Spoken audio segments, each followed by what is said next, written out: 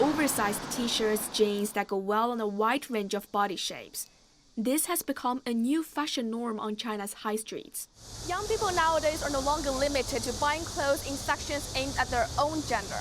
Women have started taking serious time shopping in the men's departments, while some male shoppers are eyeing women's clothes. So what accounts for the new interest?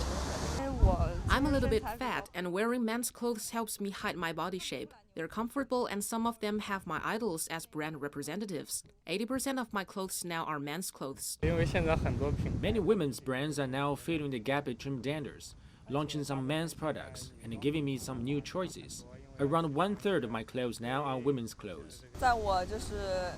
I started buying men's clothes 3 years ago, when I started shopping for myself. I mainly buy men's shirts and t-shirts, say twice a month, and they're now half of my clothes. They're easy to match styles and they're comfortable. The break with gender-defined fashion is definitely a young thing. It's an easy and popular choice for people beginning to make their own decisions in life, if only they can find the right things to wear. A lot of women's clothes are even more good-looking than men's, but because of the wrong size or reverse necklines, I couldn't wear them. Unisex clothes get around these issues by being designed without a specific gender in mind. And to respond to the interest of this growing demographic, fashion brands are often blurring the line between traditionally masculine and feminine clothing.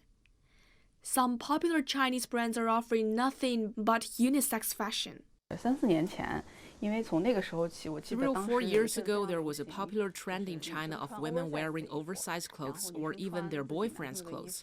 At first, I mainly made clothes for men, but then I found that I could break the boundary. And so I started doing unisex clothing. My clothes are in relatively larger sizes to fit the wide range of body shapes. Most of Wang's designs come in colors suitable for both men and women: black, white, gray, or light brown. Coats and shirts are the best sellers. She's expanded her collection to 200 or 300 items this year, from just 20 or 30 2 years ago. And her latest releases are already half sold out. Traditional fashion brands are in the mix too. Gucci unveiled a tartan dress for men specifically to break the gender stereotype. Converse has launched its first unisex clothes series, and Japanese lifestyle brand Muji has announced that as early as spring next year, half its clothing will be suitable for both men and women. So is unisex clothing a trend that's likely to continue?